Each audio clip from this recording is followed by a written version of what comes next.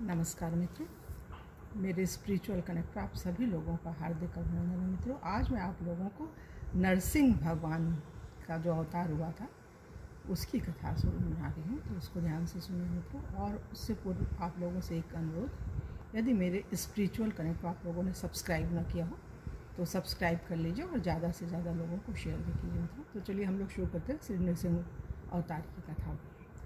जब वाराह भगवान ने हिरण्याक्ष का वध कर डाला था, तब उसकी माता दिति, उसकी पत्नी भानुमति, उसका भाई हिरण्यकशिपु और समस्त परिवार बड़ा दुखी था। दैत्येंद्र हिरण्यकशिपु ने सबको समझा बुझाकर शांत किया, परंतु स्वयं शांत नहीं हुआ। हृदय में प्रतिशोध की ज्वाला धधकने लगी। फिर तो उसने निश्चय किया कि तपस्या करके ऐसी शक्ति प्राप्त की जाए कि त्रिलोकी का राज्य निष्कंटक हो जाए और हम अमर हो जाएं। निश्चय कर लेने पर हिरण्यकशिपु ने मंदराचल की घाटी में जाकर ऐसा घोर तप किया कि जिससे देवलोक भी तप्त हो गए। देवताओं की प्रार्थना पर ब्रह्मा जी ने जाकर उससे अमृत छोड़कर अन्य कोई भी मनचाहा वर मांगने को कहा। उसने कहा कि मैं चाहता हूँ कि आपके बनाए हुए किसी प्राणी से मेरी मृत्यु न हो। भीतर बाहर, दिन में रात में आपके बनाए हुए प्राणियों के अतिरिक्त और भी किसी जीव से, अस्त्र शस्त्र, पृथ्वी आकाश में कहीं भी मेरी मृत्यु न हो। युद्ध में कोई भी मेरा सामना न कर सके। मैं समस्त प्राणियों का एक छत्र सम्राट बनूं, इत्यादि समस्त लोकपालों में जैसी आपकी महिमा है वैसी ही मेरी हो। तपस्वियों और योगेश्वरों को अक्षय ऐश्वर्य प्राप्त है, वही मुझे भी दीजिए। ब्रह्मा जी ने एवमस्तु कहकर उसके मांगे वर उसको दिए। वह अपनी चतुराई पर बड़ा ही प्रसन्न हुआ कि मैंने ब्रह्मा जी को ठग लिया। उनके न चाहने पर भी मैंने युक्ति से अमृत का वरदान ले लिया। यह जीव का स्वभाव है, वह अपनी चतुराई से चतुरानन की कौन कहे, भगवान को भी धोखा देने का प्रयत्न करता रहता है। वैसे ही हिरण्यकशिपु ने भी अपनी समझ से मृत्यु का दरवाजा बंद ही कर लिया था, किंतु भगवान ने जब चाहा तो खोल ही लिया। वर प्राप्त कर उसने संपूर्ण दिशाओं, तीनों लोकों तथा देवता, असुर, नर, गंधर्व, गरुण, सर्प, सिद्ध, चारण, विद्याधर, ऋषि, पितृगणों के अधिपति, मनु, यक्ष, राक्षस, पिशाच, पति, भूत और प्रेतों के नायक तथा संपूर्ण जीवों के स्वामियों को जीत कर अपने वशीभूत कर लिया। इस प्रकार उस विश्वजीत असुर ने अपने पराक्रम से संपूर्ण लोकपालों के स्थान छीन लिए। स्वयं इंद्र भवन में रहने लगा। उसने दैत्यों को आज्ञा दी कि आजकल ब्राह्मण और क्षत्रियों की बहुत बढ़ती हो गई है। जो लोग तपस्या, व्रत, यज्ञ, स्वाध्याय और दानादि शुभ कर्म कर रहे हैं, उन सबको मार डालो, क्योंकि विष्णु की जड़ है द्विजातियों का कर्म धर्म, और वही धर्म का परम आशय है। दैत्यों ने जाकर वैसा ही किया, परंतु जहाँ त्रैलोक में इस प्रकार धर्म का नाश किया जा रहा था, वहाँ हिरण्यकशिपु के पुत्रों में प्रहलाद जी जन्म से ही भगवत भक्त थे। 5 वर्ष की अवस्था में वह अपने पिता को भगवत भक्ति का पाठ सुना रहे थे।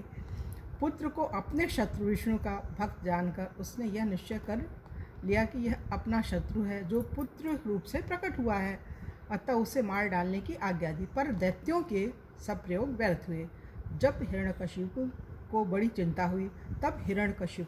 चिंता हुई, उसने उन्हें बड़े बड़े मतवाले हाथियों से कुचलवाया, विषधर सर्पों से डसवाया, कृत्या राक्षसी उत्पन्न कराई कि प्रहलाद को खा ले, पहाड़ों पर से नीचे गिरवाया, शंभरासुर से अनेकों प्रकार की माया का प्रयोग कराए, विष दिलाया, दहकती आग में प्रवेश कराया, समुद्र में डुबाया, इत्यादि अनेक उपाय मार डालने के किए, पर उनका बाल भी बांका नहीं हुआ। गुरुपुत्रों की सलाह से वे वरुण पाश से बांध कर रखे जाने लगे कि कहीं भाग न जाए। ये कितनी बड़ी बात है।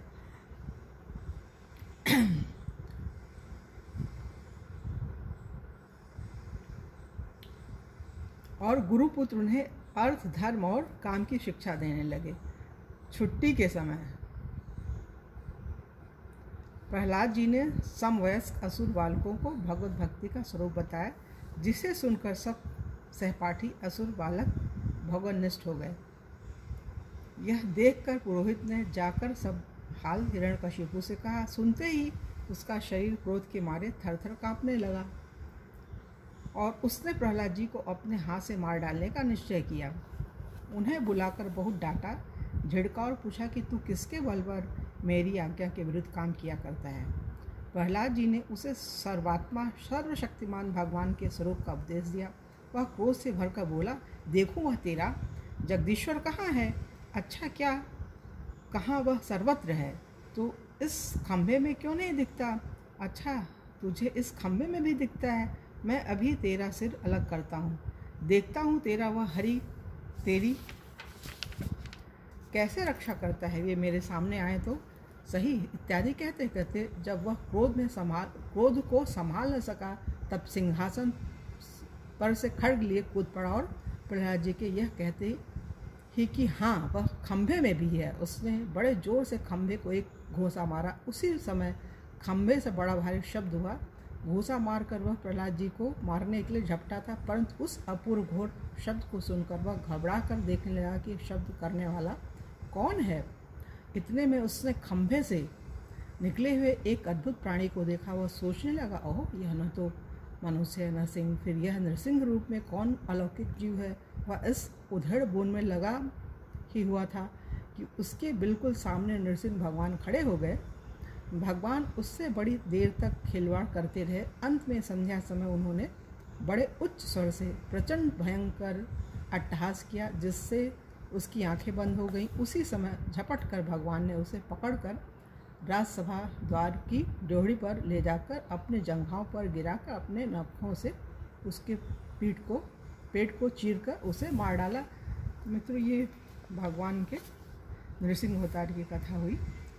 और कल की वीडियो आप लोगों को श्री वामन भगवान की 5वें नंबर पे वामन भगवान है, ऐसे ऐसे करके सभी भगवान जी के जो 24 अवतार हैं उनके बारे में बताएंगे मित्रों। तो तब तक के लिए जय हिंद, जय भारत, ओम शांति, ओम शांति।